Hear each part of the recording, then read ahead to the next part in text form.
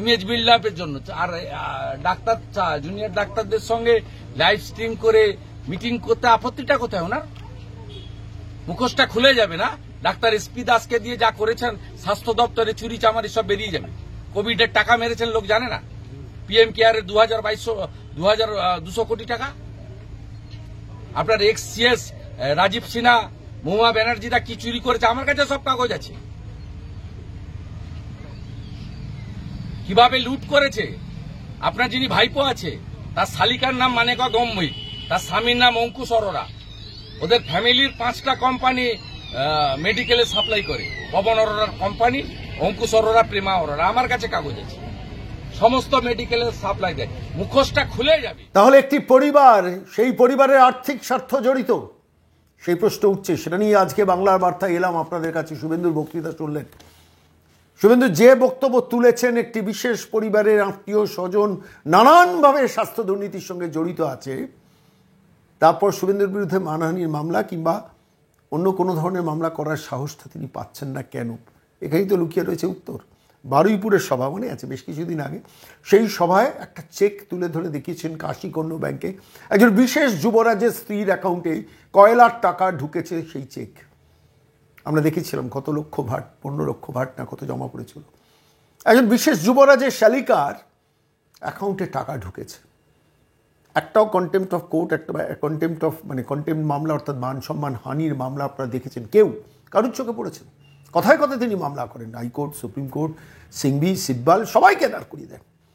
করেননি, তার কারণ সেটা ঘাঁটা পড়লে, অর্থাৎ সেটা নিয়ে নাড়া পড়লে আলটিমেটলি এক্সপোজড হয়ে যাবে একটি পরিবারের আর্থিক দুর্নীতি, এবং সেই পরিবারের আর্থিক দুর্নীতির সঙ্গেই স্বাস্থ্য দুর্নীতির সংযোগ। সেটাই তো ক্রমশ স্পষ্ট হচ্ছে। আপনাদের গত কয়েকদিন আগে দেখিয়েছিলাম, আজ থেকে 18 মাস, প্রায় 30 দিন হয়ে গেল আগে, 2023 সালের 13ই ফেব্রুয়ারি আনন্দবাজার পত্রিকার প্রথম পৃষ্ঠায় বেরিয়েছিল। সেই সময় দাঁড়িয়ে 500 কোটি টাকা হদিশ পেয়েছে কয়লা দুর্নীতির টাকা, সরাসরি ইনভেস্টেড একদম মেডিসিন কোম্পানিতে। এবং কোনো এক বিক্রম, কোনো এক মঞ্জিত, যাদের মাধ্যমে টাকাটা ঢুকেছে এবং যারা সবাই ভবানীপুর দক্ষিণ কলকাতার বাসিন্দা, এই বিক্রম, এই মঞ্জিত। সেই মঞ্জিত আবার একটি রাজনৈতিক দল, শাসক রাজনৈতিক দলের সঙ্গে একটি বিশেষ কমিউনিটির সংযোগ স্থাপনকারীর মূল হোতা। সেই বিশেষ পরিবারের খুব ঘনিষ্ঠতম ব্যক্তি। কয়লার টাকা যখন মেডিসিন অর্থাৎ স্বাস্থ্যক্ষেত্রে ঢুকে যাচ্ছে, তখন এটা ভাবার কি কোনো কারণ আছে যে সেই মঞ্জিতের এত ক্ষমতা আছে যে বিভিন্ন জায়গার কয়লার দুর্নীতির টাকা নিয়ে এসে সরাসরি মেডিসিন কোম্পানিতে ঢেলে দেওয়া? যে দোকানের একটি দোকান ছিল 2011 সালে, আজকে 112টা আউটলেট। এখানেই তো লুকিয়ে রয়েছে উত্তর। শুভেন্দু যা বললেন তাতে আরও স্পষ্ট হলো উত্তর। পরিষ্কারভাবে বলছি, মমতা বন্দ্যোপাধ্যায় তার নিজের পলিটিক্যাল কেরিয়ার, এত বছরের 5 দশকের পলিটিক্যাল কেরিয়ারকেও বাজি রাখছেন শুধুমাত্র অপরাধীদের আড়াল করার এই যে খেলাটা তিনি খেলছেন, কখনো বিনীত, কখনো ইন্দিরা, কখনো অভিষেক গুপ্তা, এতে দিয়ে যেটা খেলা হচ্ছে, তার রাজনৈতিক পলিটিক্যাল কেরিয়ারটা অ্যাট স্টেক। মধ্যবিত্ত এলিট ক্লাস মমতা বন্দ্যোপাধ্যায়কে অপরাধী মনে করছেন, দুর্নীতিগ্রস্ত মনে করছেন, যারা দীর্ঘদিন ধরে মমতাকে ভোট দিয়েছেন। তা সত্ত্বেও একজন ভদ্রমহিলা একজন মহিলা কি করে এই রিস্কটা নিচ্ছেন? এখানেই তো লুকিয়ে রয়েছে খুব সহজ উত্তর। যে দেখুন, এই করাপশনের পার্টটা ছেড়ে দিন, মৃত্যু পরবর্তী অধ্যায়ে বারবার যে ঘটনাগুলো ঘটেছে, বিনীত গোয়েলকে দিয়ে বডি নিয়ে চৌপাট করা, চম্পট দেওয়া, বডি দ্রুত দাহ করে দেওয়া, সেকেন্ড পোস্টমর্টম করতে না দেওয়া, প্লেস অফ অকারেন্স নষ্ট করে দেওয়া, সন্দীপ ঘোষ রিজাইন করার 5 ঘন্টার মধ্যে প্রাইজ পোস্টিং দেওয়া, হাইকোর্ট তাড়িয়ে দেওয়ার পরও প্র্যাকটিক্যালি ছুটিতে যেতে বলার পরও তাকে ওএসডি করে দেওয়া, সমস্ত ঘটনা পরম্পরাগুলো পরপর সাজালে বোঝা যায় যে এমন কিছু স্বার্থ জড়িত আছে যার জন্য তিনি এ রাজ্যের মূল প্রশাসক, তিনি নিজের পলিটিক্যাল কেরিয়ারকেও বিসর্জন দিয়ে কাউকে বাঁচানোর চেষ্টা করছেন। আচ্ছা বলুন তো, সন্দীপ ঘোষের যে প্রশ্নটা বারবার আমার মনে দেখা দিচ্ছে বলছি, এমন ক্ষমতা আছে 3বার ট্রান্সফার হয়ে যাওয়ার পর পুরো পোস্টিং পেয়ে যাচ্ছেন আরজি করের মধ্যে? কি করে, কি সেই কেমিস্ট্রি? অভিক দেব, বিরূপাক্ষ বিশ্বাস, কোথা থেকে তাদের শক্তির আহরণ হচ্ছে? কোন যুবরাজ তাদের শক্তির উৎস যোগাচ্ছেন? স্বাস্থ্য ভবনে বসে এত বড় দুর্নীতি নেতৃত্ব দিচ্ছেন কটা লোক, তাদের সেভ করছেন এই রাজ্যের মুখ্যমন্ত্রী মমতা বন্দ্যোপাধ্যায়। মানুষজন বলছেন দাস সাম্রাজ্য, এসপি দাস বলে কোনো একজন ব্যক্তি, তিনি স্বাস্থ্য মন্ত্রকটা চালাচ্ছেন। কি সেই স্বার্থ? এবং দুটো স্বার্থ হতে পারে, একটা রক্তের সম্পর্ক, একটা হচ্ছে আর্থিক সম্পর্ক। কোনটা আছে পরিষ্কার হোক, রাজ্যের মুখ্যমন্ত্রী প্রকাশ্যে বলুন যে আমার রক্তের সম্পর্ক আছে তাই আমি এদের বাঁচানোর চেষ্টা করছি, অথবা বলুন আর্থিক সম্পর্ক, এই আর্থিক সম্পর্ক আছে তাই আমি বাঁচানোর চেষ্টা করছি। যে বাঁচানোর চেষ্টা করছেন এটা তো প্রমাণিত সত্য হয়ে যাচ্ছে, প্রমাণিত সত্য। বারবার বারবার বারবার বারবার বারবার বাঁচানোর চেষ্টা করছেন, পেছন থেকে যুবরাজ খেলছেন খেলছেন খেলছেন। আমি একটা ছোট্ট টুইট আজকে এই মুহূর্তে দেখাবো। কেন দেখাবো বলুন, আমি আসছি সেই জায়গায়। যে টুইটে দেখলাম 15ই আগস্ট, 15 তারিখ, 15ই আগস্ট যুবরাজ টুইট করে বলছেন, the hooliganism and vandalism at RG Kar tonight have exceeded all accepted limits. As a public representative, I just spoke to CP Kolkata, urging him to ensure such and such and such. নিজের image building করছেন, CP কলকাতার সঙ্গে কথা বলছেন। অর্থাৎ এই CP Kolkata বিনীত গোয়েলকে চালাচ্ছেন কিন্তু তিনি। জামায়াত স্ট্রিট থেকে বসে সিপি কলকাতাকে তিনিই চালান। কলকাতা শহরের সমস্ত ঘটনা থেকে শুরু করে সমস্ত ব্যাকআপটা তিনি ওই আইপ্যাকের সাহায্য নিয়ে ওই যুবরাজ চালান। কি লোকাস্টাডি আছে বলুন তো? সাংসদ তো অনেকেই আছেন। সিপি কলকাতাকে ফোন করে বলছেন ইমিডিয়েটলি ব্যবস্থা নাও। এই ভনিতা ভণ্ডামির দরকারটা কি? কোনো প্রয়োজন নেই ভনিতা ভণ্ডামি।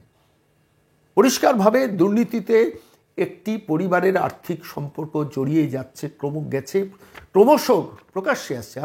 আমি আজকে বলছি না, আমি তো আনন্দবাজার খেটে বার করেছি 18 মাস আগে সেই ডকুমেন্টটা, সেটা নিয়ে কেউ চর্চা করছে না। কীভাবে মেডিসিন কোম্পানিগুলোর মধ্য দিয়ে হসপিটাল ইন্ডাস্ট্রিতে ঢুকে যাওয়া হয়েছে, কীভাবে 200 কোটি টাকা মৃতদেহ মানুষ বিক্রি করে সন্দীপ ঘোষ টাকা তুলেছেন, একা সন্দীপ পকেটে পুড়েছেন, বিশ্বাসযোগ্য। যেমন খাদ্য, যেমন শিক্ষা দুর্নীতির টাকা একদম সর্বোচ্চ পর্যায়ে গেছে, ঠিক একইভাবে কিন্তু ট্রেন্ড কিন্তু একই, একটু ভালো করে খেয়াল করে ট্রেন্ড একই। সেইখান দিয়ে টাকা চলে যাচ্ছে একটি সর্বোচ্চ পরিবারে। মানুষ কিন্তু ধরে ফেলেছে, মানুষের কাছে কিন্তু এক্সপোজড হয়ে গেছে। এটা যে মুখ্যমন্ত্রী পারতেন না প্রথম দিনই, যেদিন 31 বছরের ডাক্তার কন্যাকে তার বাবা মা হারালো না, তার সতীর্থরা হারালো শুধু নয়, সারা পৃথিবীর মানুষ হারালো 31 বছরের কন্যার ওই মর্মান্তিক মৃত্যু দেখলো। রাজ্যের মুখ্যমন্ত্রী সেটাকে কভার আপ করার জন্য কখনো প্লেস অফ অকারেন্স ধ্বংস করাচ্ছেন, কখনো ডেড বডি দ্রুত দাহ করার ব্যবস্থা করছেন, কখনো পুলিশকে দিয়ে টাকা অফার করিয়ে পাঠাচ্ছেন মৃত কন্যার বাবা মাকে, নিজে কখনো যাচ্ছেন 10 লাখ টাকা অফার করতে। এই যে ঘটনা পরম্পরাগুলো যদি আপনি পরপর অ্যানালিসিস করেন, অন্তত 30টা ঘটনা আমি চিন্তা করলাম। ইন্দিরা মুখোপাধ্যায়কে দিয়ে ছবি ক্রপ করে প্রেস কনফারেন্স করেছেন, ভাবুন তো। সিট গঠন করে দিয়ে আর্জি করে যাতে সিবিআই না ঢোকে তার ব্যবস্থা করার চেষ্টা করছেন, সিবিআই বিরোধিতা করার জন্য আদালতে যাচ্ছেন।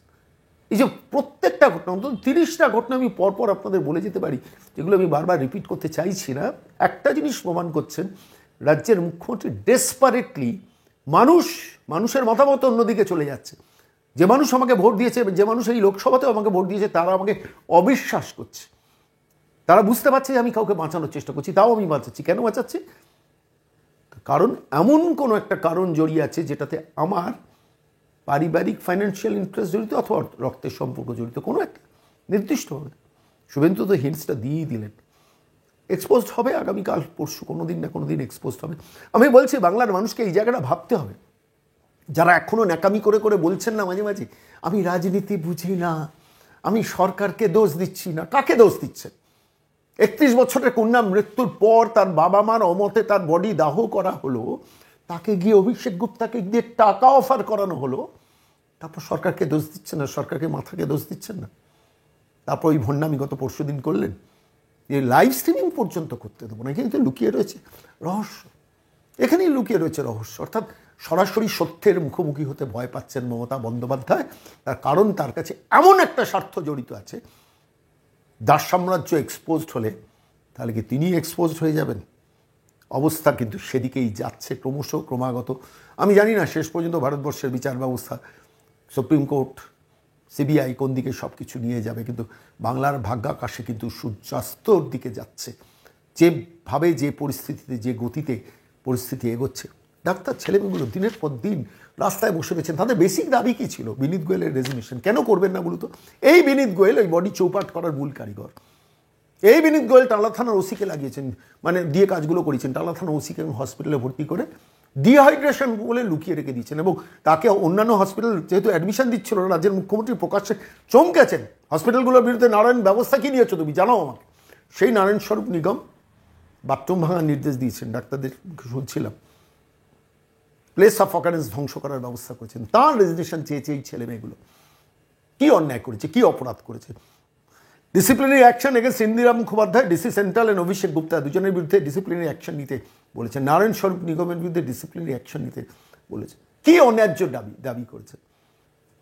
50 মিটার দূরে ছেলেগুলো গিয়ে বসে রইল, মুখ্যমন্ত্রীর এইটুকু হলো না, উদারতা হলো না যে যা হয়েছে হয়েছে এসো, আমি মেটাই সমস্যা।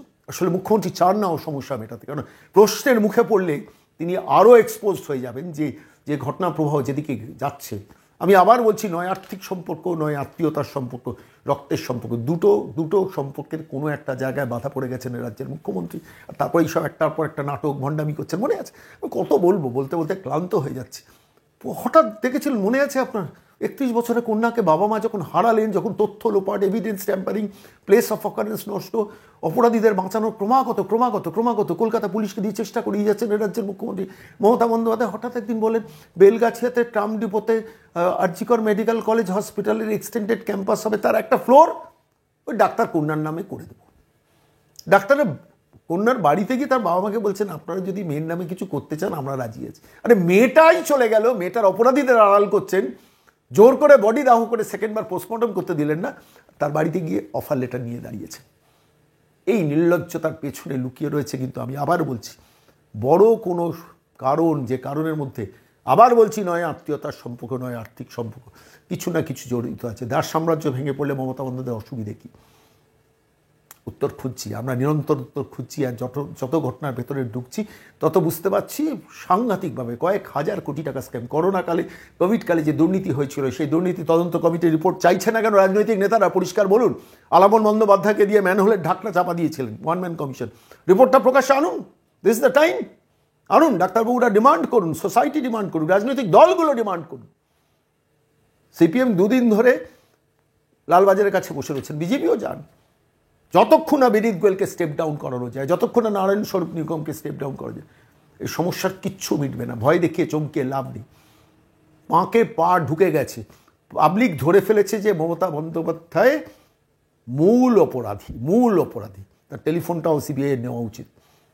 কাকে কবার কি ইনস্ট্রাকশন সেদিনকে দিয়েছেন। আজকে ভণ্ডামি হচ্ছে, আজকে আইপ্যাককে নামিয়েছে। প্রেস ক্লাবে প্রেস কনফারেন্স করে বলা হচ্ছে এই 29 জন পরিবার এই ডাক্তার আন্দোলনের জন্য ক্ষতিগ্রস্ত হওয়াতে তাদের আত্মীয় স্বজন মারা গেছেন, তাদের নিয়ে প্রেস কনফারেন্স করাচ্ছেন, মানে তাদের পাশে বসিয়ে উন্নেন্দু বসু, এক সময় নকশাল এখন খ্যাকশাল, তিনি প্রেস কনফারেন্স করছেন। লাজ লজ্জার মাথাকে সমীর পুতদণ্ড প্রেস কনফারেন্স করছেন। দু একজন ডাক্তারবাবুকে নিয়ে গেছে না এই আন্দোলনকে আমরা সমর্থন করছি না বলার জন্য। কতটা নির্লজ্জ না হলে হয় বলুন তো। সঞ্জয় মল্লিক, উত্তরবঙ্গ মেডিকেল কলেজের প্রিন্সিপাল, সুপার, তিনি বলেছেন আমাদের হসপিটালে যারা মারা গেছেন তারা কেউ বিনা চিকিৎসায় মারা যাননি। সবাই বলছেন, প্রত্যেকটা মেডিকেল কলেজের প্রিন্সিপাল সুপাররা বলছেন। তাহলে ফলস প্রেস স্টেটমেন্ট আপনারা করাচ্ছেন ওকে দিয়ে। আইপ্যাককে নামিয়ে ওই প্রেস কনফারেন্স করছেন, আবার ওই চিটিংবাজ কুণালকে দিয়ে আবার বলেছে একটা অডিও ভাইরাল করিয়ে ছড়ানোর চেষ্টা হচ্ছে। কি হচ্ছেটা কি এটা বলুন তো? ডাক্তারদের সঙ্গে বসে সমস্যাটাকে মিটিয়ে নেওয়াটা। আমি যদি মুখ্যমন্ত্রী হতাম, আমার সেন্স বলতো, আমার কমন সেন্স বলতো, আমার বিবেক বলতো, আমার চেতনা বলতো, প্রয়োজন হলে আমি ছুটে যাবো স্বাস্থ্য ভবনের সামনে, বলবো চলো তোমরা বসো, তোমরা আমার ছেলে মেয়ের মতো, চলো কি সমস্যা আছে, প্রত্যেকটা সমস্যা মেটাবো। লাইভ স্ট্রিমিং করতাম যদি মিনিমাম বেসিক অনেস্টিটা থাকে।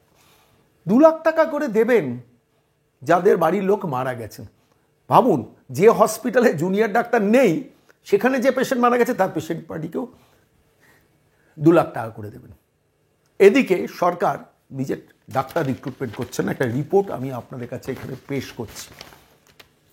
ডক্টরস ফোরাম তারা এটা ইনভেস্টিগেট করে বার করেছে। লেটেস্ট রিপোর্টটা একটু ভালো করে ভাবুন। যেখানে সরকার 2 লাখ টাকা দিয়ে জুনিয়র ডক্টর আন্দোলনটাকে কালিমালিপ্ত করার চেষ্টা করছেন, যে এদের জন্য এই পরিবারের লোক মারা গেছেন, একটা মিথ্যে ফলস ন্যারেটিভ তৈরি করার চেষ্টা করছেন। সেইখানে দাঁড়িয়ে এই মুহূর্তে রাজ্যের পরিস্থিতিটা একটু বর্ণনা করি ছোট্ট করে। কতজন ডাক্তার নেই তাহলেই বুঝতে পারবেন। প্রফেসর পদে স্যাংশন পোস্ট হচ্ছে 924, 293টা পোস্ট ভ্যাকেন্ট, 293টা, 924-এর মধ্যে 293টা পোস্ট ভ্যাকেন্ট। অ্যাসোসিয়েট প্রফেসরের মধ্যে 1200 স্যাংশন পোস্ট, স্যাংশনের থেকে আরও বেশি প্রয়োজন, কিন্তু স্যাংশন পোস্ট 1200, তার মধ্যে 424 জন অ্যাসোসিয়েট প্রফেসর নেই একটা সরকারি। অ্যাসিস্ট্যান্ট প্রফেসর যেখানে স্যাংশন পোস্ট 1689, সংখ্যাটা আরও বেশি হওয়ার কথা, কিন্তু এখনও পর্যন্ত স্যাংশন পোস্ট 1689, সেখানে নেই 378টা পোস্টে কোনো অ্যাসিস্ট্যান্ট প্রফেসর। টিউটার ডেমনস্ট্রেটার যেখানে 2044 জন থাকার কথা মেডিকেল কলেজ হসপিটালগুলোতে আছে 982টা পোস্টে কোনো ভ্যাকেন্সি, 982টা পোস্টে কোনো ভ্যাকেন্সি নেই। আমি টোটাল হিসেব করে দেখছিলাম 2077টা পোস্ট ভ্যাকেন্ট, মানে 36% প্রায় ভ্যাকেন্সি রয়েছে যেখানে ডাক্তার নেই, রিক্রুট করেনি সরকার, টাকা বাঁচাচ্ছে। টাকা দেবে কোথা থেকে? খেলামেলা উৎসবে দিচ্ছেন এখন এই 2 লাখ টাকা করে জুনিয়র ডাক্তারদের আন্দোলনটা ভাঙার জন্য এইসব দিচ্ছেন সেই পরিবারগুলোকে যে পরিবার চিকিৎসা পেয়ে মারা গেছেন। হসপিটাল মানে মৃত্যু হতেই পারে, যা যদি পেশেন্ট সত্যিই অসুস্থ থাকেন, ক্রিটিক্যাল সিচুয়েশনে থাকে। তারা ট্রিটমেন্ট পেয়েছেন, সুপাররা বলছেন, প্রিন্সিপালরা বলছেন, বিভিন্ন কলেজ মেডিকেল কলেজ হসপিটালগুলো বলছেন, ইনি বলছেন যে না এরা তো মারা গেছে চিকিৎসাবিহীনভাবে। আমি বলছি একটা সরকার কতটা নির্লজ্জ হলে, একটা প্রশাসন কতটা নির্লজ্জ হলে এটা করতে পারে। কিন্তু আমি বারবার বলছি একটা কথা, এটা বিলিয়ে নেবেন আপনারা, সেটা হচ্ছে একটা বড় আর্থিক স্বার্থ জড়িত আছে এ রাজ্যের মুখ্যমন্ত্রীর, পরিষ্কার হয়ে যাচ্ছে ক্রমশ তার ক্রমাগত আচরণে। শুভেন্দুর বক্তৃতা দিয়ে শুরু করেছিলাম এই কারণে যে শুভেন্দু তো প্রকাশ্যে বলে দিয়েছেন আত্মীয়রা কারা এই র্যাকেটে জড়িত। কী স্বার্থ আছে বলুন তো সন্দীপ ঘোষকে বাঁচানো?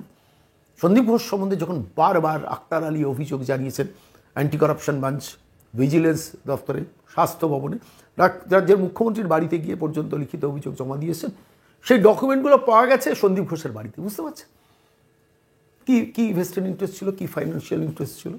তাকে জন্মদিনের শুভেচ্ছা, সন্দীপ তোমার জীবনের সমস্ত স্বাদ পূর্ণ হোক। স্বাদ পূরণ করেছে। বেলেঘাটা একটার পর 2টো বাড়ি, একটা গাড়ির পর 2টো গাড়ি। শালিকার বাড়ি থেকে পাওয়া গেছে সব অ্যাপয়েন্টমেন্ট লেটারের কাগজপত্র, সেখানে লুকিয়ে রেখেছিলেন। আবার ভাইপোর জেলা ক্যানিংয়ে গিয়ে বিশাল বিলাসবহুল রিসোর্ট করেছেন সন্দীপ ঘোষ। সেই সন্দীপ ঘোষকে 3বার আর্জি করে ফিরিয়ে এনেছেন এই মমতা বন্দ্যোপাধ্যায়, এসপি দাস, উত্তরবঙ্গ লবি, সুশান্ত রায়, এরাই গড়ে তুলেছেন অভিক দে, বিরূপপক্ষ বিশ্বাসদের, সুদীপ্ত রায়দের।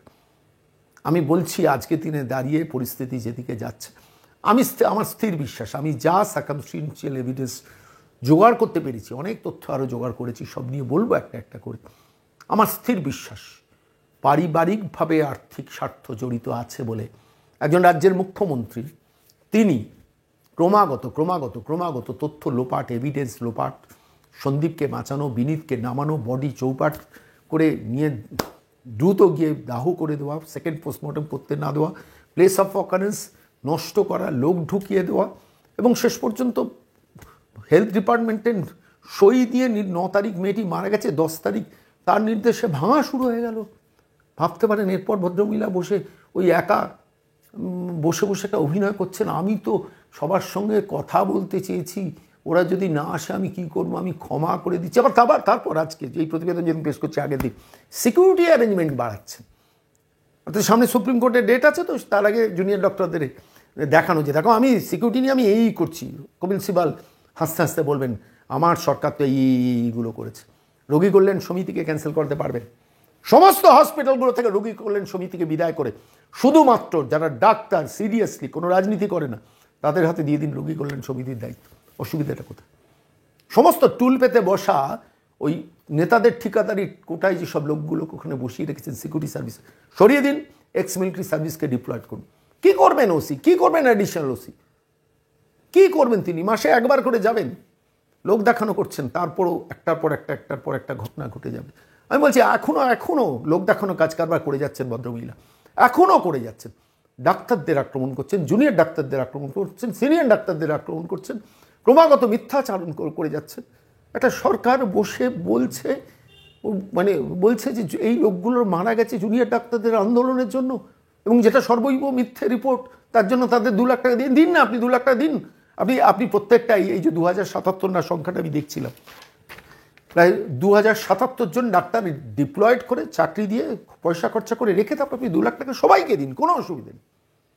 প্রেস কনফারেন্স করছেন ওই নকশাল পূর্ণেন্দু বসু আর নির্লজ্জ সমীর পুত্রদণ্ডকে দিয়ে। কতটা কভার আপ করবেন? ধরে ফেলেছেন মুখ্যমন্ত্রী। আপনাকে বলছি আপনার নয় আর্থিক স্বার্থ জড়িত আছে, একদম পারিবারিক আর্থিক সম্পর্ক জড়িত আছে, আর না হলে কোনো আত্মীয়তার সম্পর্ক জড়িত আছে। কে স্বাস্থ্যমন্ত্রী এই পশ্চিমবঙ্গ? কে স্বাস্থ্যমন্ত্রী এই পশ্চিমবঙ্গের? কোন দাসবাবু পশ্চিমবঙ্গের স্বাস্থ্যমন্ত্রী? বাংলা মানুষ জানতে চাইছে। যদি ক্ষমতা থাকে, সততা থাকে, অনেস্টি থাকে, প্রেস কনফারেন্স করে বলবেন আমি স্বাস্থ্যমন্ত্রী, কোনো দাস সাম্রাজ্যের অধীন স্বাস্থ্যমন্ত্রক নয়। যদি সততা থাকে বলবেন।